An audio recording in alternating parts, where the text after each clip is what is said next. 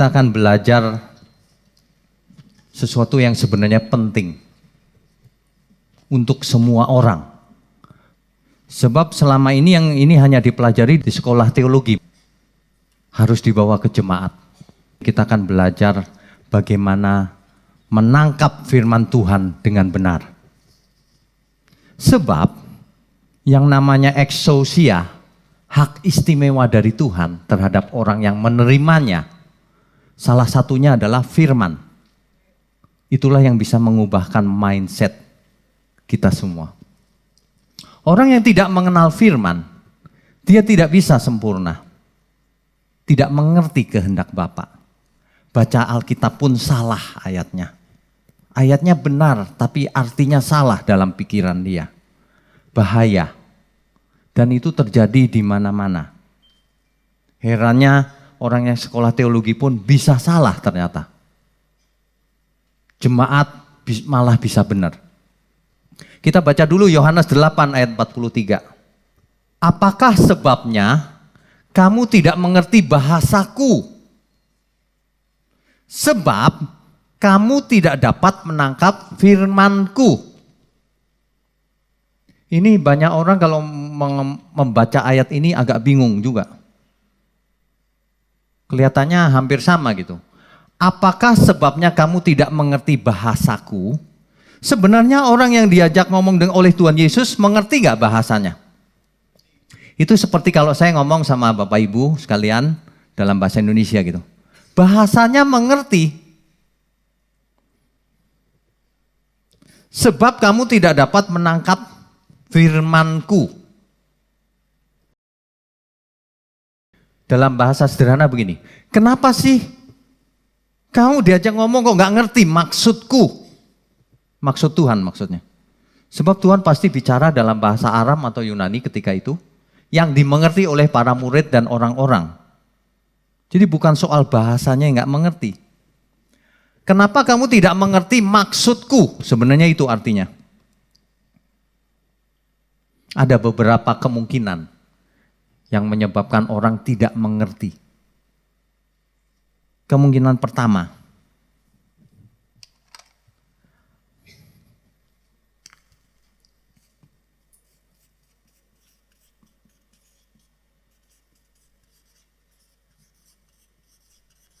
motifnya salah. Ketika manusia punya motif yang salah, dia baca Alkitab akan mendapatkan pengertian yang salah. Itu pasti. Motifnya salah. Waduh. Coba kita baca Yohanes 2 ayat 23 sampai 24. Yohanes 2 ayat 23 sampai 24. Dan sementara ia di Yerusalem selama hari raya Paskah, banyak orang percaya dalam namanya.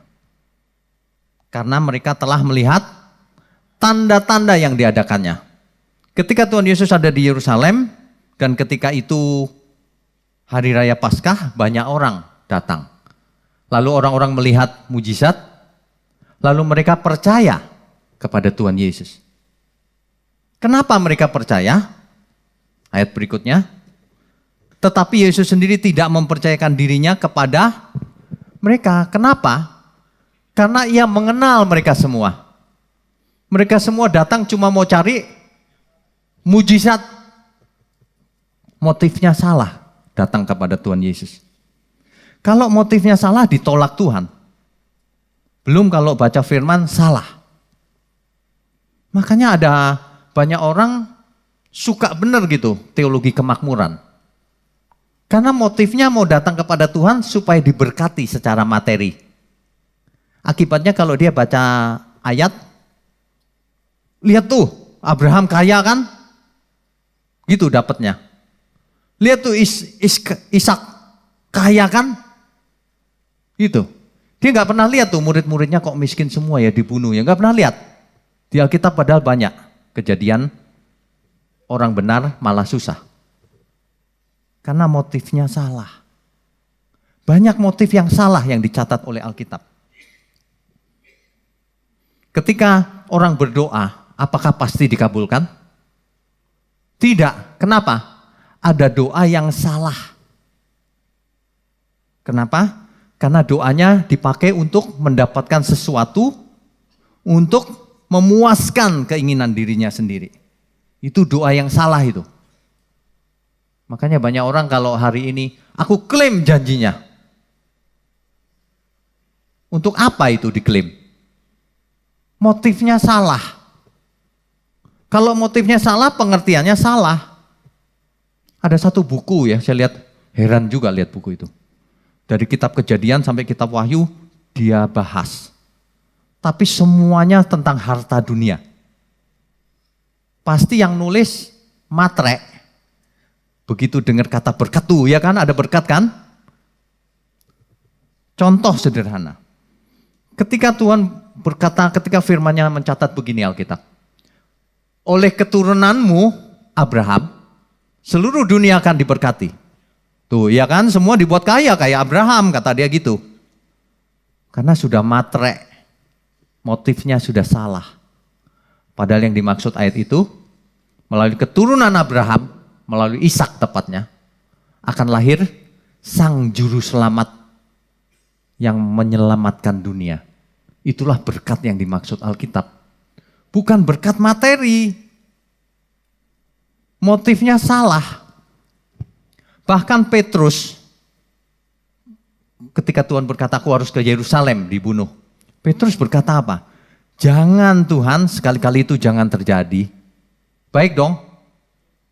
Tapi itu salah motifnya. Tuhan berkata, nyah kau iblis. Kau memikirkan apa yang dipikirkan manusia, bukan yang dipikirkan Allah. Jadi kalau kita baca Alkitab, kalau mau mengerti, harus memikirkan apa yang dipikirkan Allah, bukan apa yang kita pikirkan sendiri. Itu prinsip dasar itu. Banyak orang merasa sudah pinter, makanya pikirannya dimasukkan ke dalam situ ketika baca Alkitab. Yang kedua yang menyebabkan orang tidak mengerti firman.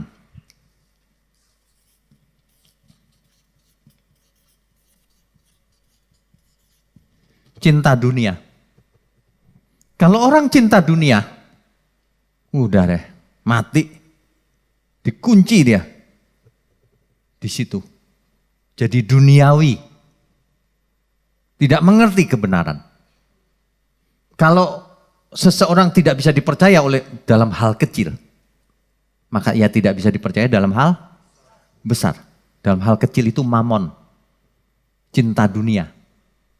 Kalau kau masih cinta dunia begitu, kau nggak bisa dipercaya untuk hal besar. Kamu nggak bisa jadi muridku.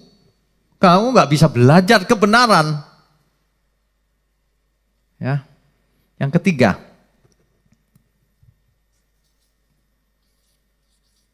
waktu baca Alkitab atau ayat, salah menangkap konteksnya. Salah konteks. Konteksnya salah. Contoh sederhana. Ada satu ayat yang sering dipakai dan sering disebut.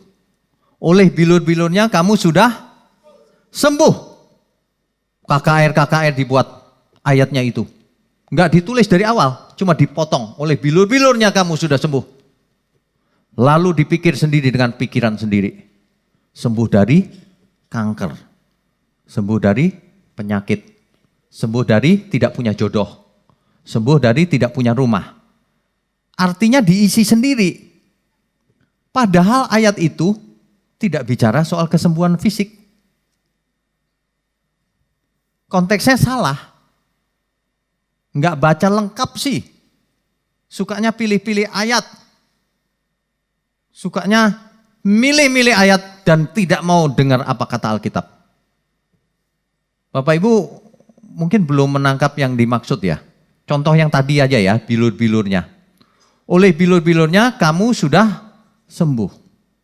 Coba kita baca yang lengkap. 1 Petrus 2 ayat 24. Ia sendiri telah memikul dosa kita di dalam tubuhnya di kayu salib. Itu jelas ya. Supaya kita yang dimaksud siapa? Kita siapa? Setiap kita? Di situ dijelaskan, makanya bacanya yang benar. Supaya kita, yang telah mati terhadap dosa. Jadi kalau ada orang yang belum mati dosanya, ayat ini tidak berlaku buat dia. Jangan GR. Ayat ini berlaku, kitanya itu yang telah mati terhadap dosa. Apalagi? Hidup untuk kebenaran. Kalau seseorang tidak hidup untuk kebenaran, ayat ini tidak untuk dia. Karena yang kita yang dimaksud di situ adalah yang sudah mati terhadap dosa dan yang hidup untuk kebenaran. Barulah kalau sudah mati terhadap dosa dan hidup untuk kebenaran, baru boleh dibaca oleh bilur-bilurnya, kamu sudah sembuh. Bukan untuk semua orang. Mulai hari ini kalau baca Alkitab yang benar. Ya. Jelas ya, amin ya. Nah, sembuhnya dari sembuh apa? Terusin aja ayatnya. Ayat 25. Sebab dahulu kamu sesat seperti domba, tetapi sekarang kamu telah kembali kepada gembala dan pemelihara jiwamu. Jadi sesatnya terhadap apa? Sembuhnya dari apa? Kesesatan, bukan dari penyakit kanker. Bukan dari penyakit yang tidak punya jodoh. Bukan dari penyakit yang aneh-aneh. Jelas ya maksudnya ya. Minimal ada 3 ini penyebab seseorang baca ayat tapi salah. Jadi kalau Bapak Ibu ikuti seri pendalaman Alkitab, itu harus mengerti prinsip-prinsip ini. Supaya mengikuti kitab Roma itu bisa lebih mengerti. Dan ketika pulang bisa baca sendiri. Sebab kalau orang sudah biasa membaca satu ayat tanpa memperhatikan konteksnya, pasti salah biasanya mengartikannya. Padahal ini firman Tuhan, kalau diartikan salah menjadi ayat-ayat setan, bukan ayat-ayat suci. Kalau artinya benar baru ayat-ayat suci. Kenapa? Karena setan pun pakai ayat untuk mencobai Tuhan Yesus. Nanti kita akan lihat contohnya. Ya. Inilah yang akan topik utama kita sore ini. Bagaimana membaca Alkitab, menafsir Alkitab dengan benar. Tentu saja tidak bisa selesai dalam waktu singkat. Ini saya pilihkan sebagai pengenalan yang cukup lah.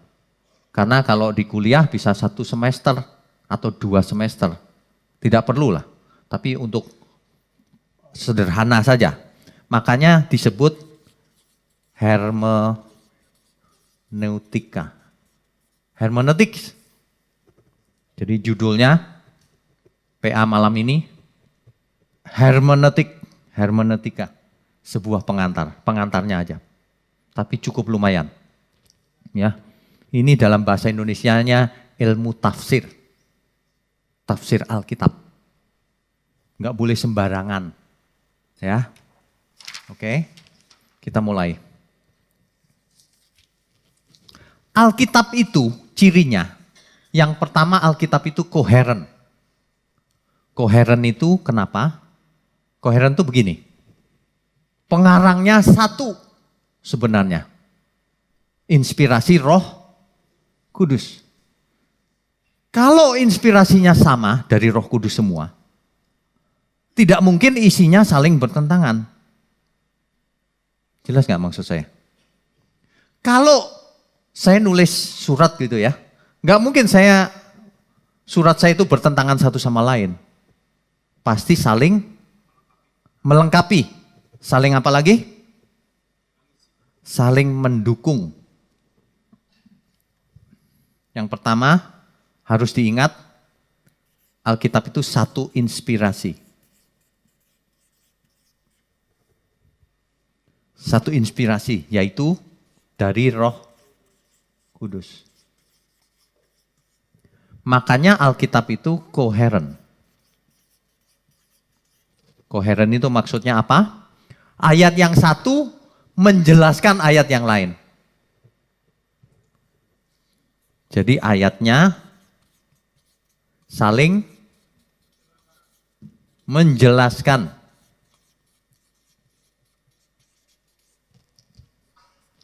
Saling menjelaskan satu sama lain.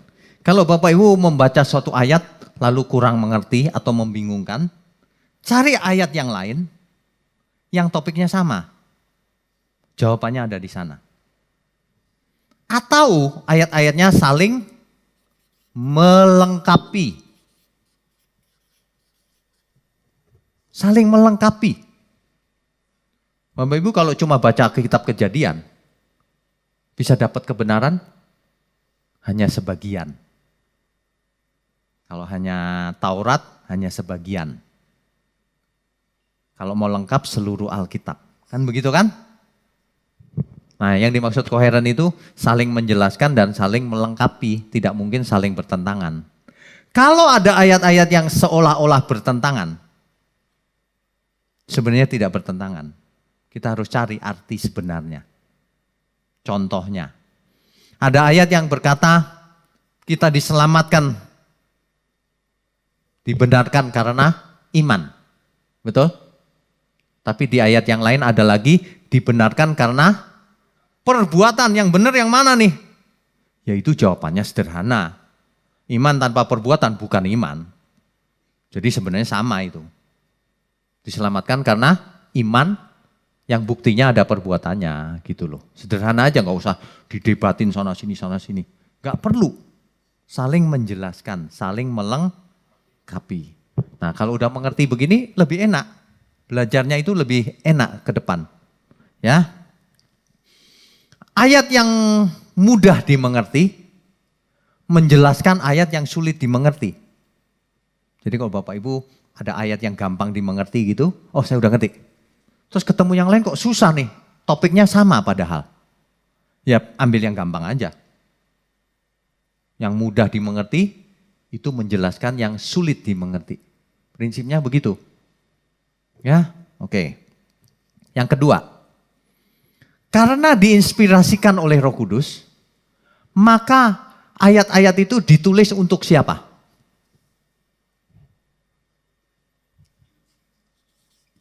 Untuk siapa?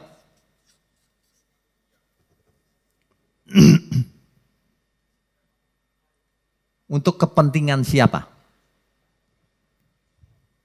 Karena ditulis oleh Roh Allah sendiri, Roh Kudus, maka itu untuk kemuliaan siapa? Kemuliaannya, bukan buat kita. Meskipun ditujukan ke kita, tapi ujung akhirnya tetap ke kemuliaan Tuhan.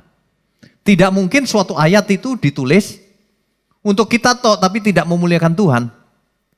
Nah ini untuk kau nih, supaya kau kaya raya di bumi. Punya rumah di bumi. Punya rumah di surga. Mau menang sendiri itu namanya. Gak ada ayatnya itu. Apalagi kalau gak ada ayatnya. Wah ngarang-ngarang benar. Hari ini banyak orang berani ngarang. Gak ada ayatnya loh. Ngarang. Waduh. Yang kedua untuk kepentingannya.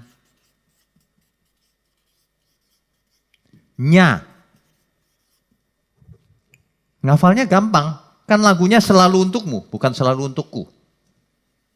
Iya kan? Jadi kalau ayat itu mau diinterpretasi untuk kepentingan Tuhan, bukan untuk kepentingan kita. Jangan mau cari untung. Itulah sebabnya semua ayat itu pusatnya, namanya pusatnya teosentris, berpusat pada Tuhan. Berpusat pada Tuhan. Itulah sebabnya seluruh Alkitab ini memuncak di satu pribadi, siapa? Tuhan Yesus. Perjanjian lama, perjanjian baru, pusatnya di Tuhan Yesus yang dinanti-nantikan. Jadi kalau ada orang yang hari ini membaca Alkitab untuk kepentingannya sendiri, misalnya, aku mau cari yang enak nih ayatnya. Di perjanjian lama banyak. Misal, ini cuma misal loh ya. Nggak boleh tersinggung ya. Pasti ada yang tersinggung. Nggak apa-apa, kebenaran harus disampaikan. Ada ayat yang berkata begini, di mana tanah itu kuinjak, tanah itu jadi milikku. Enak ya. Dari tadi saya jalan dari sana sini jadi milik saya semua nih. Bapak Ibu jadi milik semua tuh. Gampang bener gitu. Itu ajaran apa itu? Orang jadi jadi malas. Jadi nggak bertanggung jawab hidupnya.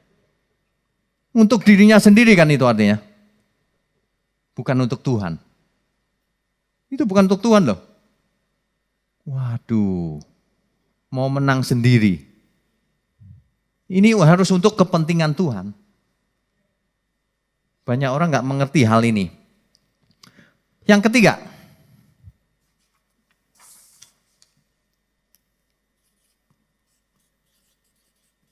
tema besar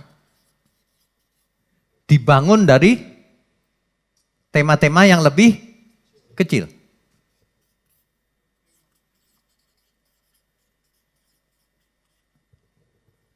Jadi huruf-huruf membentuk apa? Kata. Sehingga mengandung arti.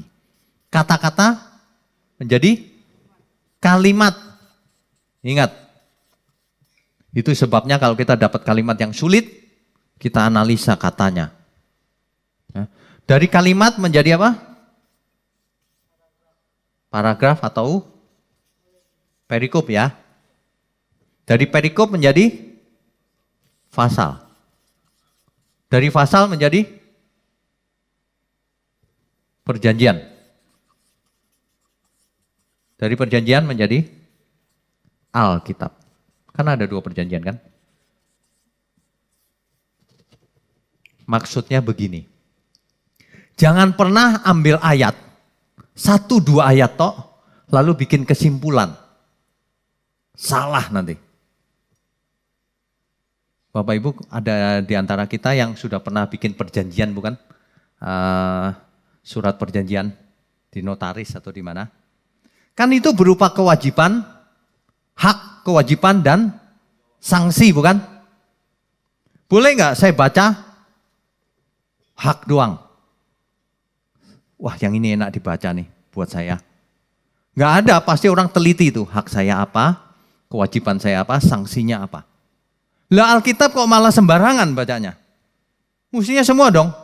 Kita diberi hak apa bentuknya? Kewajibannya apa? Sanksinya apa? Apa yang harus kulakukan? Mestinya lengkap loh belajarnya. Jangan sembarangan. Banyak orang sembarangan. Kita itu nggak bisa belajar dari 1 ayat atau sebagian kebenaran. Harus lengkap. Dari Kejadian sampai Wahyu harus ditarik benang merahnya. Nggak bisa cuman sedikit. Ya, Bapak Ibu pernah nggak begini? Kalau dengar lagu cuma sebagian lalu bilang enak itu lagu.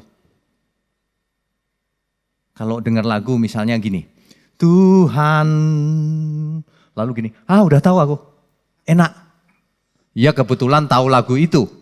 Kalau orang yang belum tahu, oh lagu tentang Tuhan itu gitu. Belum tahu isinya, baru 1 kata soalnya.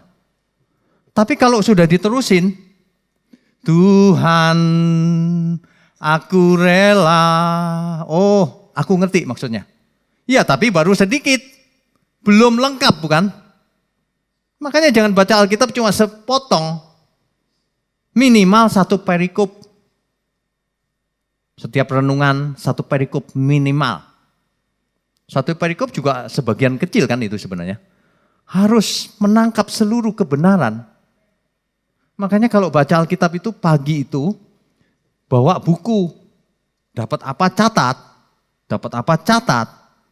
Supaya seperti puzzle itu lama-lama lengkap dapatnya. Dapat gambar besarnya.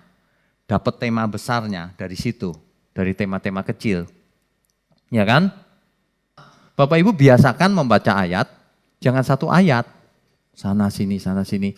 Dapat poin apa catat. Jangan nggak dicatat. Hari ini baca Pak perikop ini. Besoknya lupa saya.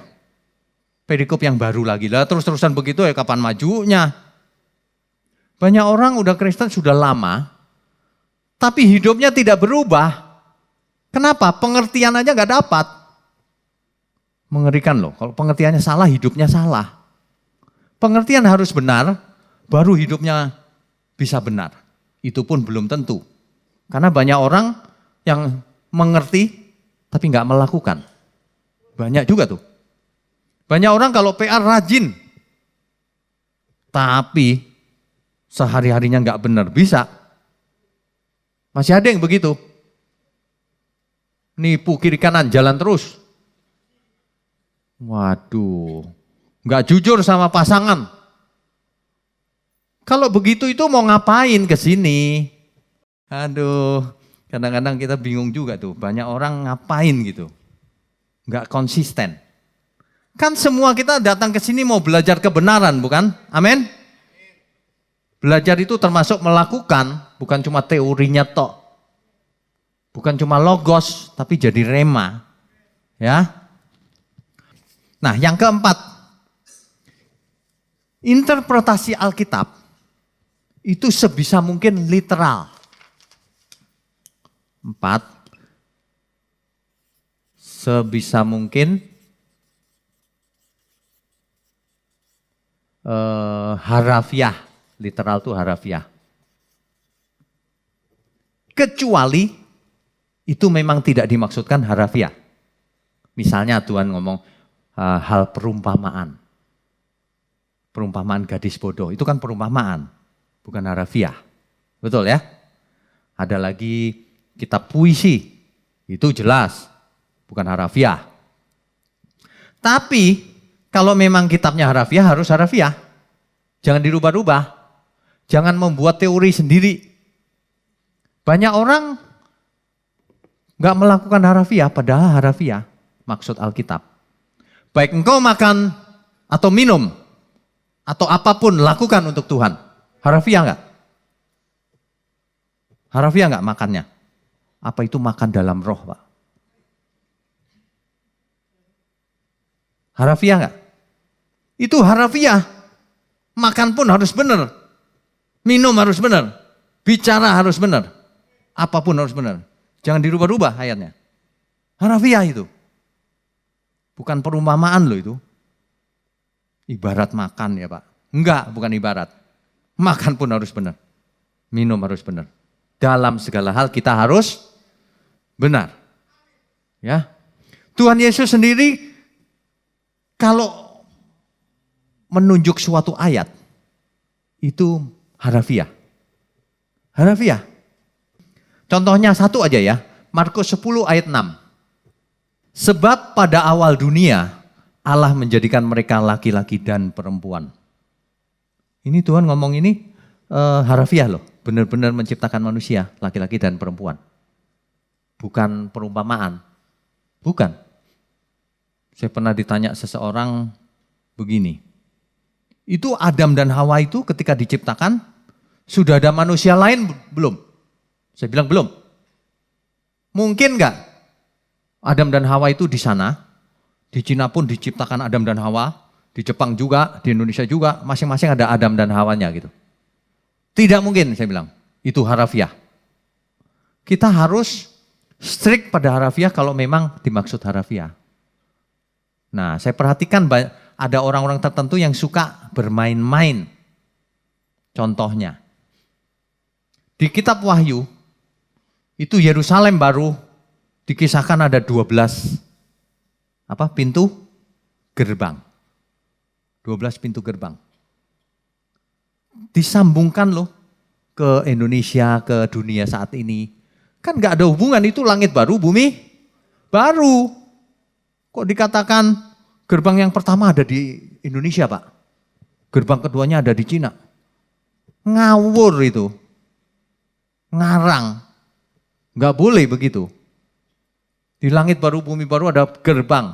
Itu gerbang-gerbangan kali Pak. Gerbangnya bentuknya roh.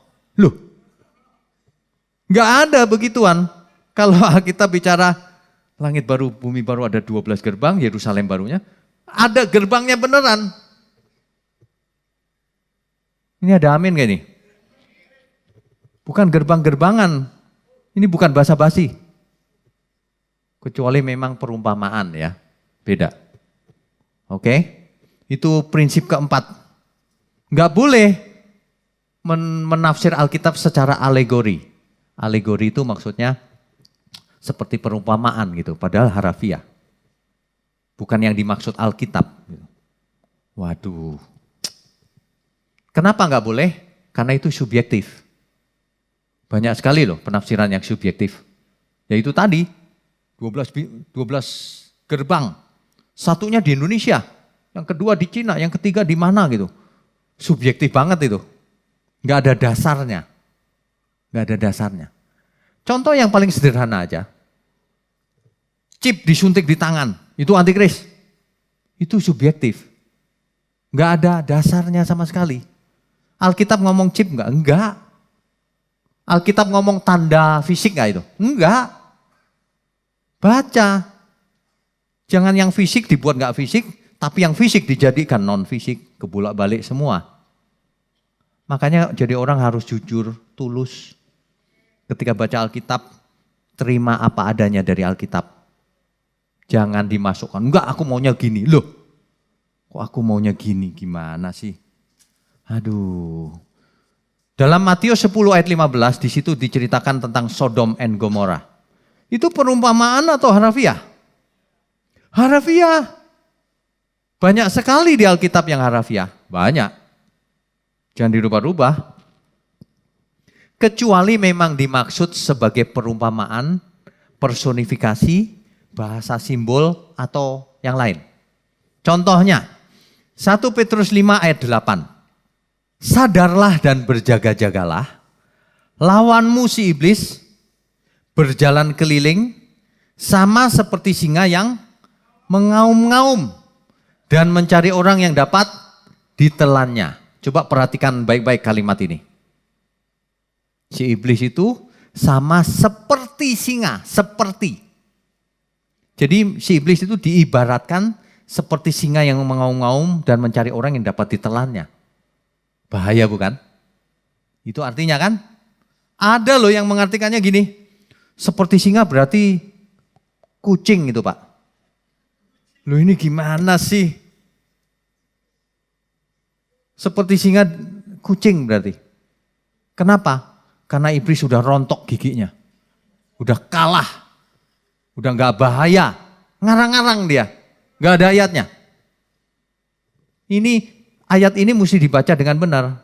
Iblis itu seperti singa yang mengaum-ngaum. Bukan seperti singa. Seperti singa diganti kucing. Kalau kucing gak bahaya. Singa. Makanya interpretasi bagaimana menafsir Alkitab itu sangat penting. Bapak Ibu meskipun jemaat harus bisa dalam taraf tertentu. Supaya orang yang khotbahnya ngawur pun dapat ditangkap. Oh ini salah ini. Jangan sudah salah pun diaminkan. Banyak loh saya perhatiin. Pokoknya yang khotbah ngomong apapun amin gitu. Enggak diperhatikan dulu, enggak diperiksa dulu, langsung amin. Kadang-kadang ya pengkhotbah belum ngomong selesai udah amin. Jadi saudara amin gitu loh. Apa yang diaminkan tadi? Waduh. Ya. Nah, yang kelima.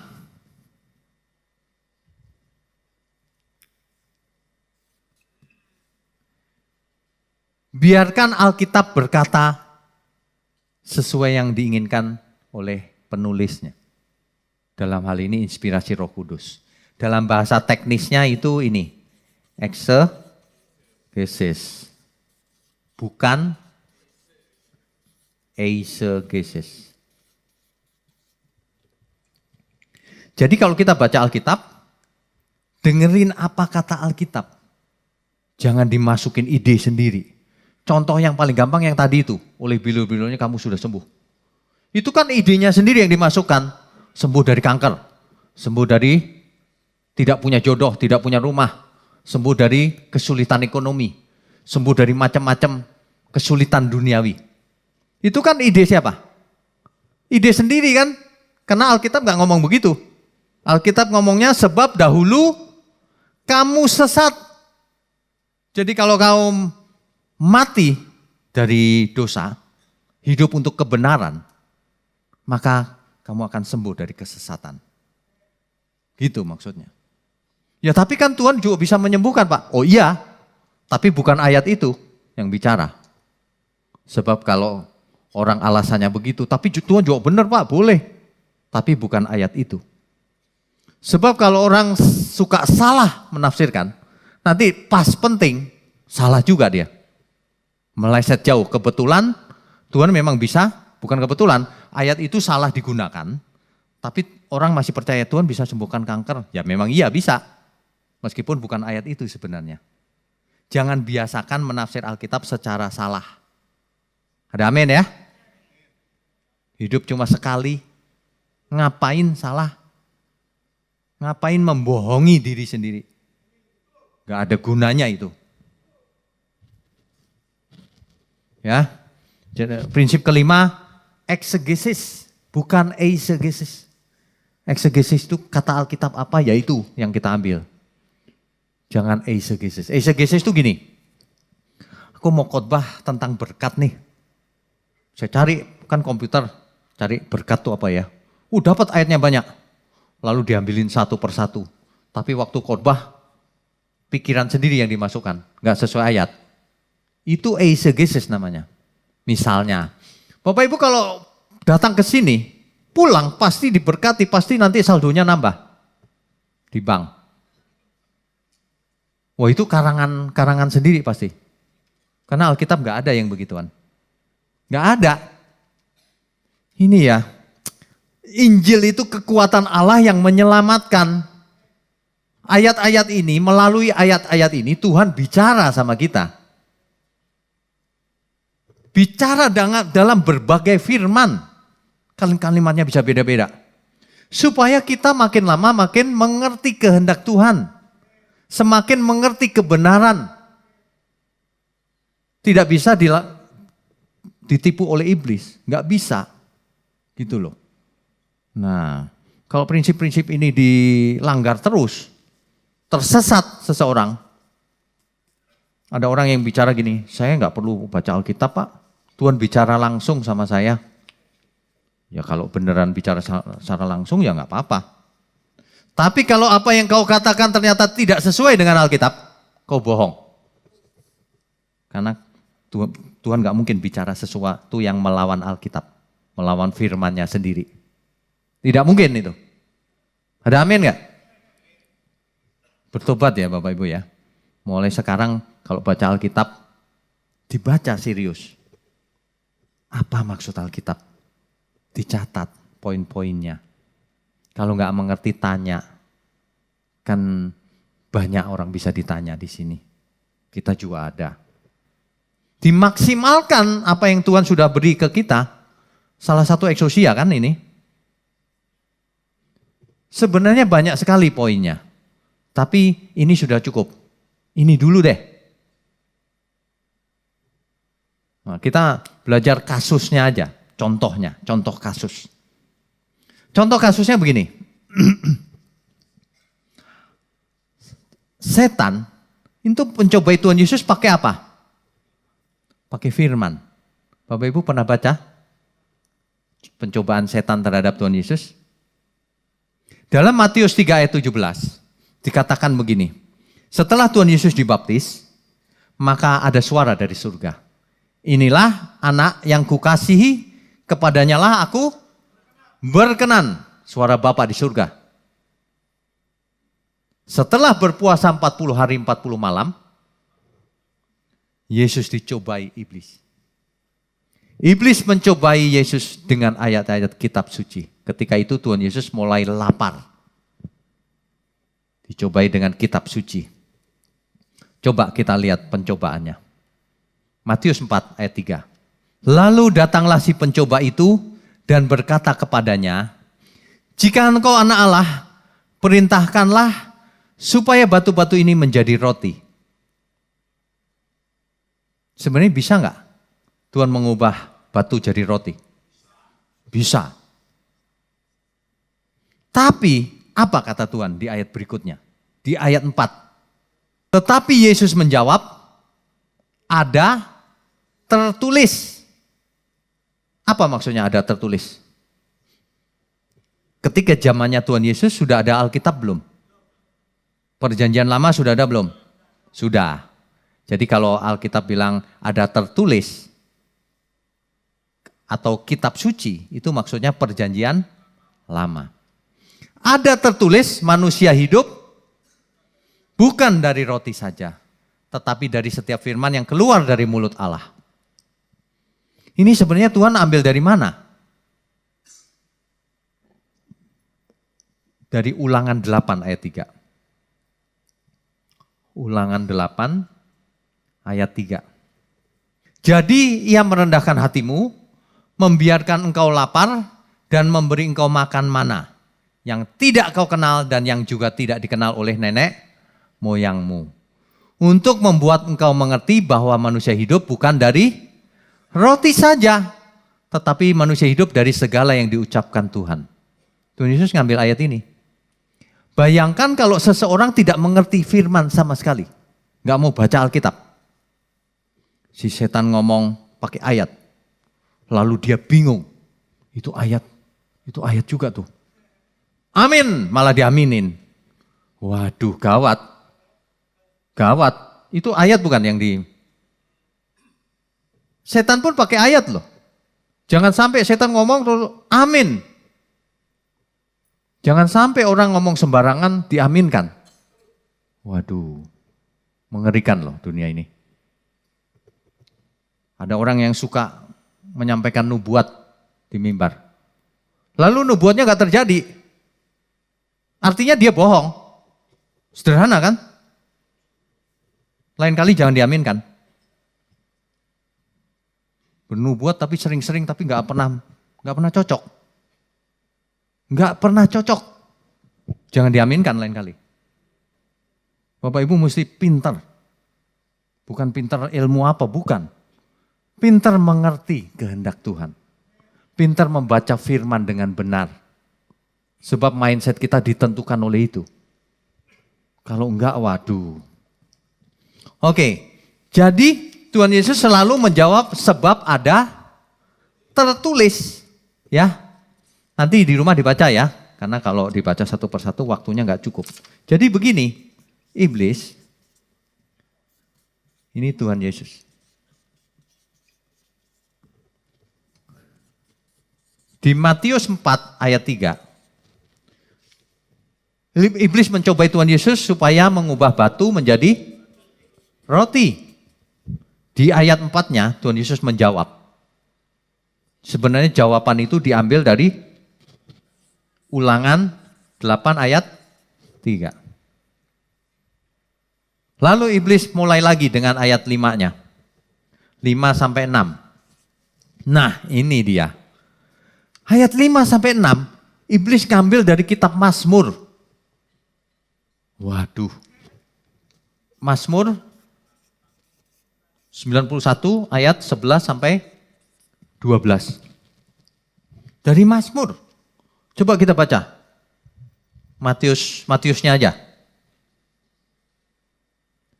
Matius 4 ayat 5 sampai 6. Kemudian iblis membawanya ke kota suci dan menempatkan dia di bubungan bait Allah. Di bubungan itu di puncaknya maksudnya. Ya. Ayat 6-nya, lalu berkata kepada Tuhan Yesus, jika engkau anak Allah, jatuhkanlah dirimu ke bawah, sebab ada tertulis. Gila gak si iblis ini? Tuhan Yesus kan ngomong sebab ada tertulis. Gantian dia ngomong. Kalau gitu jatuhkan dirimu, sebab ada tertulis. Waduh. Wah, balas-balasan. Sebab ada tertulis. Ambilnya dari Mazmur lagi. Nanti di rumah dibaca deh. Dari Mazmur. Sebab ada tertulis mengenai engkau. Ia akan memerintahkan malaikat-malaikatnya dan mereka akan menatang engkau di atas tangannya. Supaya kakimu jangan terantuk kepada batu. Itu diambil dari Mazmur itu. Si iblis pakai kitab Mazmur untuk menyerang Tuhan Yesus. Kitab Mazmur itu ditulis sebelum zaman Tuhan Yesus bukan? Tapi ketika iblis memakai ayat ini sekaligus si iblis membocorkan rahasianya.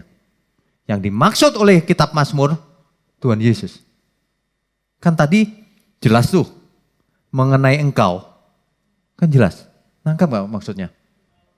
Jadi yang dimaksud kitab Mazmur itu Tuhan Yesus mengenai engkau. Si iblis salah gak? mengutip ayatnya? Enggak kan? Apa adanya kan? Enggak mengubah konteks loh. Hari ini banyak orang konteksnya pun dirubah. Iblis saja enggak rubah konteks. Heran ya. Iblis saja enggak ngerubah konteks. Manusia hari ini dirubah-rubah konteksnya. Kok akan diberkati di bumi, di surga. Orang lagi ngetop doa Yabes. Waduh, ada doanya Tuhan Yesus, pilihnya doa Yabes. Pasti eisegesis, karena kalimatnya enak didengar. Ya kan? Kalau doanya Tuhan Yesus kan, ya kayak orang gak beriman gitu. Kalau bisa cawan ini berlalu, biar kehendakmu yang jadi. Kan kayaknya gak mantep gitu kan. Kalau yang itu kan, aku klaim. Waduh, imannya hebat. Salah. Iman yang hebat itu justru yang seperti Tuhan Yesus.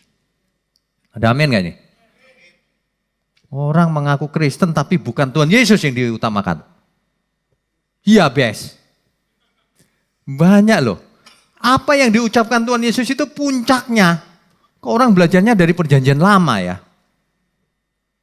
Di perjanjian lama semua nabi ngomongnya gini, Allah berfirman. Di perjanjian baru Tuhan Yesus langsung ngomong, aku mengatakannya kepadamu. Kok orang gak mau belajar perjanjian baru? Perjanjian lama dikorek-korek, dicari ayat yang enak didengar. Bapak Ibu hidup cuma sekali. Nanti yang dengar ini dimanapun di YouTube. Bukan maksud kita mau nyala-nyalain. Sering kali gitu loh kita ditegur orang, mau nyalain lagi. Enggak. Kalau kebenaran itu disampaikan yang salah kelihatan. Gitu loh. Jadi Bapak Ibu kalau selama ini salah, siapapun kita juga buat salah dulu. Ya bertobatlah, kan gampang. Bukan malah ngotot, awas ya nyinggung saya. Loh kok nyinggung? Kau lawan Alkitab silakan. Binasa kau. Lawan Tuhan. Udah deh bertobat semuanya. Biar kita aktivis, biar kita pendeta sekalipun. Jangan lawan Tuhan. Ya. Pencobaan ini belum berakhir bukan? Ketika iblis berkata sebab ada tertulis. Maka dijawab lagi di ayat berikutnya oleh Tuhan Yesus. Diambil dari Ulangan 6 ayat 16. Nanti di rumah aja bacanya ya. Jadi jawab-jawaban firman. Sebab ada tertulis. Iblis hafal gak? Masa iblis waktu mencobai Tuhan Yesus sebentar ya? Enggak, dia dias gitu kan. Tuhan Yesus hafal gak? Hafal. Jadi kalau kita nggak tahu firman, iblis ngomong sebab ada tertulis. Waduh, Alkitab mana ya Alkitab? Udah gitu kelamaan nyari, amin aja deh. Lu malah diaminin. Waduh, parah ini. Parah. Ya. Ini jawab-jawaban pakai firman loh. Nanti di rumah aja dibacanya. Iya ya. Itu waduh. Ayat 8 sampai 9. Iblis berkata menyembah iblis, kalau kau sembah aku, ku berikan kerajaan dunia. Suruh menyembah. Dijawab oleh Tuhan Yesus di ayat 10-nya, Ulangan 6 ayat 13. Pakai ulangan terus. Enggak usah pakai yang aneh-aneh. Pakai ulangan. Barulah di ayat 11-nya iblis minggat. Pergi dia. Tapi ingat, mencari kesempatan atau waktu yang baik. Memangnya iblis selesai sampai di situ? Sekarang pun kita diperingatkan bukan dengan ayat tadi? Berhati-hati, berjaga-jaga. Lawanmu si iblis seperti singa yang mengaum-ngaum. Jangan dipotong seperti singa, bukan. Seperti singa yang mengaum-ngaum mengeliling. Hati-hati maksudnya. Hati-hati. Ayat Alkitab bisa disampaikan secara salah di mana-mana. Bisa. Di gereja bisa salah nggak? Bisa. Makanya ingat di Taman Eden. Taman Eden itu taman yang aman nggak sebetulnya? Taman Eden itu taman yang angker. Kenapa? Ada pohon di tengah-tengahnya dan ada setannya. Loh iya, ada setannya kan?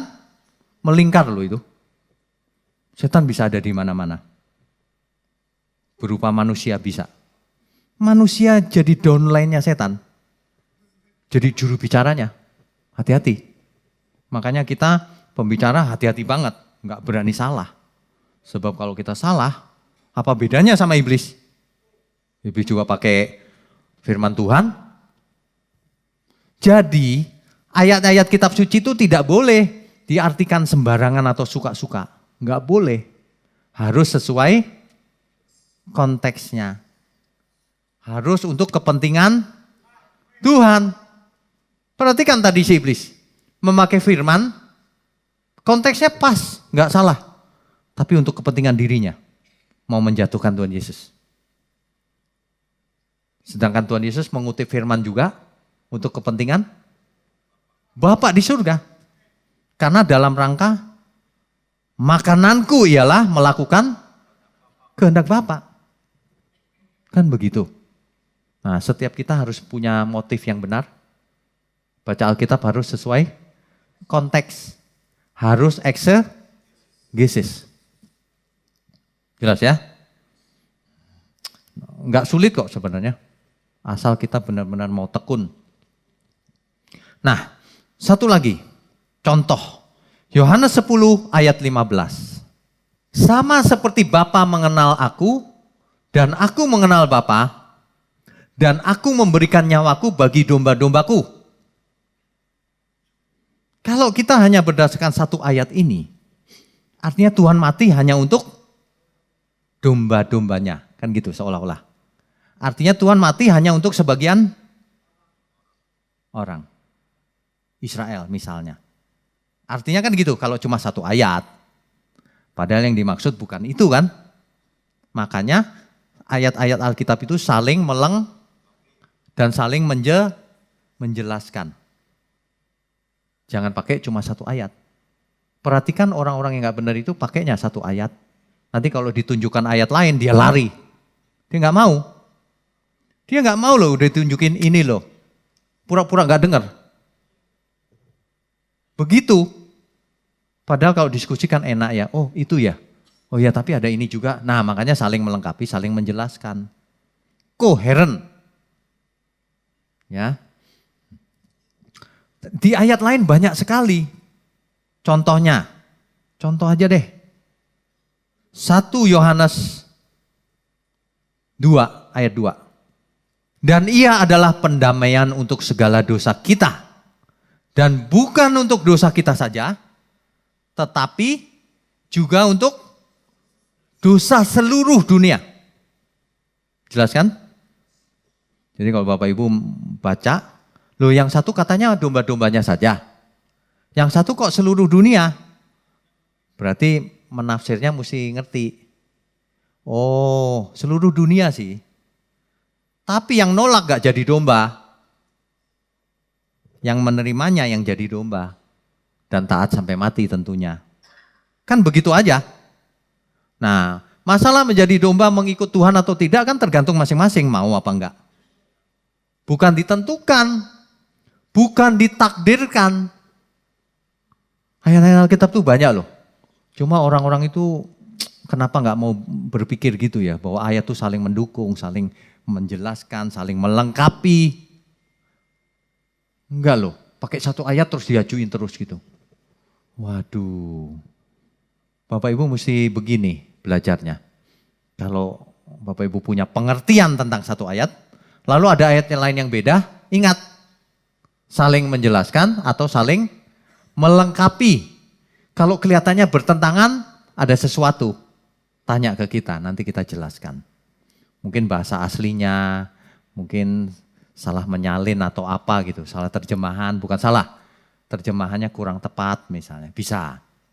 Tapi tidak mungkin bertentangan, tidak mungkin.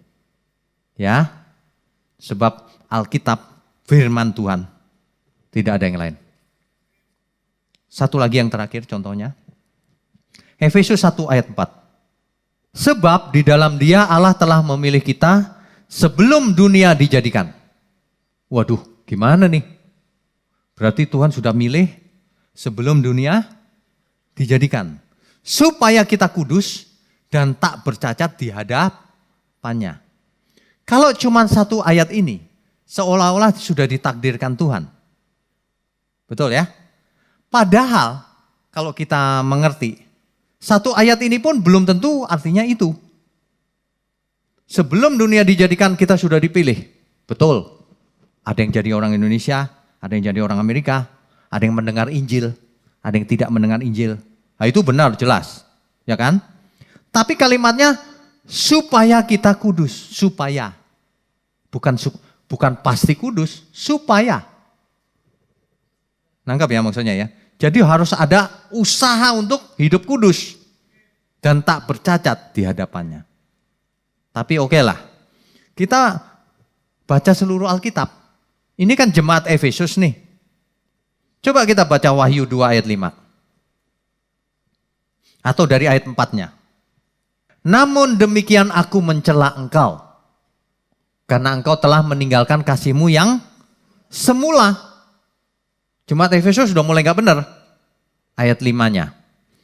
Sebab itu, ingatlah betapa dalamnya engkau telah jatuh. Bertobatlah dan lakukanlah lagi apa yang semula engkau lakukan. Ayo balik lagi. Ditegur sama Tuhan. Oh iya, Tuhan pasti tegur. Ya. Tapi Tuhan tidak mempengaruhi jalan berpikir secara mistis. Orang dirubah gitu. Enggak, kenapa? Kalimatnya perhatikan. Jika tidak demikian, jika kamu enggak mau, aku akan datang kepadamu dan aku akan mengambil kaki dianmu dari tempatnya. Jikalau engkau tidak bertobat, ku ambil kaki dianku. Artinya, aku tidak akan menyertai kamu lagi. Kan kaki dian itu lambang penyertaan Tuhan. Aku tidak. Jadi jemaat Efesus bukan dipilih pasti selamat. Yang buandel gak mau bertobat, ditinggal sama Tuhan. Yang taat sampai mati, biar bukan Efesus. Penyertaan Tuhan sampai langit baru, bumi baru. Kita beri kemuliaan untuk Tuhan. Kalau baca Alkitab itu begitu. Jangan cuma satu Efesus, udah yang Wahyu pura-pura gak tahu. Waduh, untuk apa kita begitu? Hidup cuma sekali. Ya, saya perhatikan ya, Bapak Ibu ini kan banyak yang rajin banget ke PA, rajin banget. Jangan sampai rajinnya itu cuma mendengar secara pasif, harus mulai aktif. Baca firman, minimal 1 perikop, pasti ngerti, pasti. Jangan nggak baca, aku mau denger aja deh, lebih enak. Oh iya gak apa-apa, tapi baca juga supaya makin lama makin dewasa. Jadi kalau lagi pergi, gak ada internet, gak ada apa, gak ada khotbah, masih bisa baca sendiri. Mulai mandiri, mulai dewasa. Kita itu mau membentuk semua kita menjadi keluarga Tuhan yang dewasa. Bukan kekanak-kanakan. Ya, tanpa terasa Bapak Ibu sebenarnya sudah belajar yang namanya hermeneutik.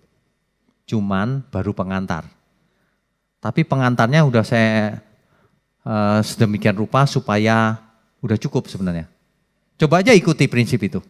Nanti lumayan hasilnya. Ya. Amin ya.